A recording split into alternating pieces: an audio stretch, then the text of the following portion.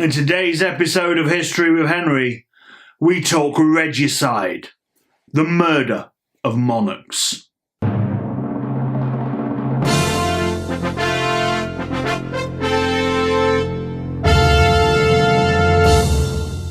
Greetings, loyal subjects. Were any English monarchs ever murdered? The answer is quite simply yes. We're going to cover 6 of them right now. On the 2nd of August in the year 1100, William II was out hunting in the New Forest with a team of his loyal nobles around him, including in that party with his younger brother, Henry. They were going about their hunt just as they had done numerous times in the past, when suddenly, out of nowhere, an arrow whizzed through the air and struck the king, killing him dead. Now, accidents do happen when out hunting, but what made this terribly suspicious was that the nobles just left the dead body of the king lying on the ground. It was left to a peasant to discover the body. What did the nobles do? Well, they fled, and Henry in particular travelled straight to Winchester to secure the royal treasury. From there, he headed to London and Westminster Abbey and crowned himself Henry I of England. William II wasn't a very popular monarch. Indeed, the church chroniclers said that it was a suitable end for such an evil king. So, that's our murdered monarch number 1, William II. Some of you may argue that it was merely an accident. What do you think? Put in the comments below. Accident or murder? I'm firmly on the side of murder. Our second murdered monarch was Edward II. Now, Edward II was married to Isabella of France. Problem is, he didn't have a particularly good relationship with his wife. When she returned to France to negotiate a truce with her brother, the French king, she didn't actually return, and she began having an affair with Lord Mortimer. She had with her the young Prince Edward. They actually launched an invasion. The invasion had one aim: to depose Edward II and replace him with his young son, Prince Edward. When the invasion force arrived at London, the whole of London rose up against the king and forced him to flee. In the power vacuum that was left behind, Isabella began running the country. But she still had to capture her husband. He hid for a while in Caerphilly Castle, but eventually he was captured. He was given basically 2 options. He could abdicate, and then his son would take the throne, or he could refuse to abdicate, and the barons and the lords would put somebody else in his place. Unsurprisingly, he decided he would abdicate and leave the throne to his son. After that point, he became known as Edward of Caernarfon. But there were some lords in the country that didn't agree with this, and they plotted on freeing the old king and restoring him back to power. Indeed, it is believed that a rescue mission was undertaken at Berkeley Castle, Gloucestershire, where Edward of Caernarfon was being held. It seemed that someone, somewhere, decided that Edward of Caernarfon had to be disposed of. And as legend has it, one night he was murdered in a most unseemly fashion, with a red-hot poker thrust up his backside. If this legend is true or not, we will never tell. The argument is that the barons and the lords who undertook the murder wanted to ensure that there was no visible mark on the king's body to indicate that he had been murdered.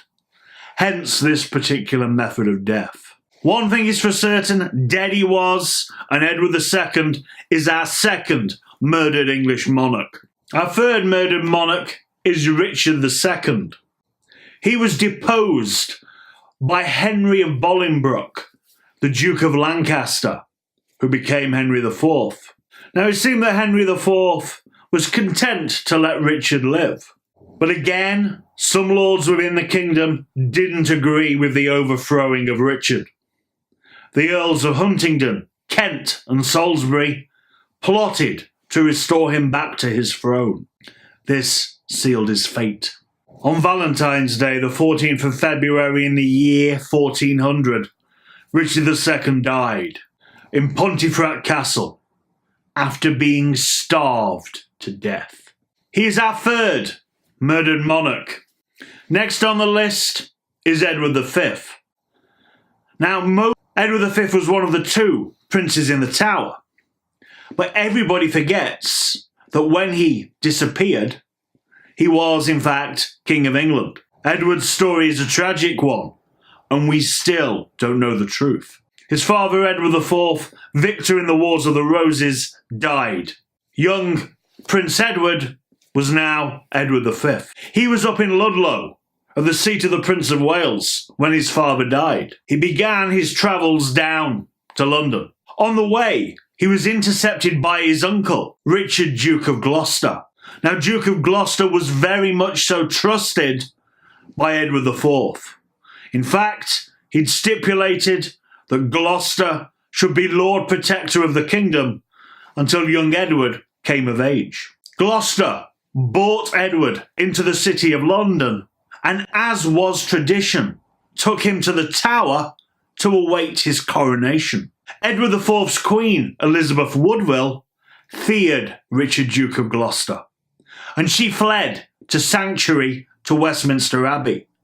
She took with her all of her children, including her other son, Richard, Duke of York. Now, somewhere in the next couple of days, Richard, Duke of Gloucester, managed to persuade Elizabeth Woodville that she should give up her younger son, Richard, Duke of York, so that he may stay with the new King Edward in the Tower prior to the coronation. The Duke of Gloucester now had his hands on both young princes. He could now launch his plan. At a council meeting, he cried out treason against one of the principal members, Lord Hastings. He was carried downstairs and executed there and then without trial. The Duke of Gloucester then declared that the children of his brother were in fact illegitimate, as his brother had an existing pre-contract before he married Elizabeth Woodville. The great lords of the kingdom decided that they didn't want a child as king. It gave too much uncertainty, and they agreed with Richard's plan. They declared the children of Edward IV illegitimate, and reluctantly, Richard, Duke of Gloucester, accepted the crown and became Richard III. Now, what happened to the princes in the Tower? At certain points, they'd been spotted walking along the battlements. They'd even been spotted practicing archery. But as soon as Richard III had been crowned king, they had never been seen again. A few centuries later, two bodies of two boys were found hidden under a stairwell in the White Tower. Charles II immediately declared that these were the two missing princes, and their bones were placed in an urn in Westminster Abbey. The case of the princes in the Tower remains one of history's great mysteries. But for me, Edward V was undoubtedly murdered. Next on my list, the Lancastrian Henry VI. Henry VI had been mad for most of his reign. That is what caused the Wars of the Roses. Edward IV had already won one round of battles and made himself king. But when his old mentor, the Earl of Warwick, the kingmaker, switched sides, Edward IV was forced to flee overseas. Henry VI was restored to power out of his prison cell in the Tower. It didn't take Edward long to reinvade England. He killed the kingmaker at the Battle of Barnet, and then headed for a final showdown with the Lancastrian forces at the Battle of Tewkesbury. Edward IV and the Yorkists scored a decisive victory. The young Prince of Wales, Prince Edward, was killed on the battlefield. The Lancastrians had now no obvious heir. Just to be doubly sure, after the battle, Edward ordered that all the nobles that had fled into the abbey for sanctuary were to be pulled out and executed. The Lancastrian Queen Margaret of Anjou was captured and was brought back to London as Edward's prisoner and paraded through the streets. On the very night of Edward's return, the 21st of May 1471, Richard, Duke of Gloucester, Edward's younger brother, was dispatched to the Tower. There he gave the order that Henry VI should be murdered. It is believed that he was bludgeoned to death with a heavy object while kneeling at prayer in the Wakefield Tower. The House of York didn't release the fact that he'd been murdered. Oh no. They released the news that Henry VI had died of heartbreak on hearing of the death of his son. But a few hundred years later, Henry VI's body was discovered in St George's Chapel, Windsor Castle, and there they discovered that his skull was cracked open and the hair that remained was matted with blood. There is little doubt that Henry was murdered. And we move straight to the 20th century for our final murdered monarch, George V. George V was dying. He literally had only a matter of hours left to live. But his doctor made a decision. He was going to preserve the king's dignity and allow his death to be announced in the morning's edition of the Times newspaper rather than the more scandalous evening tabloids. And so, at 11 p.m. on the 20th of January 1936, the king's physician, Dr. Lord Dawson, gave the king 2 injections. The first one was a dose of morphine. The second one was a dose of cocaine. Taken together, they were fatal. I hope you like this video about the 6 murdered English monarchs. And of course, I know we didn't even include Charles I, who was beheaded.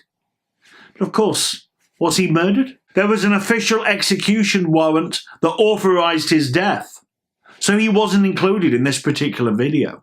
I'd love to hear all your thoughts and opinions about these deaths, especially on the great mystery of the Princes of the Tower, in the comments below.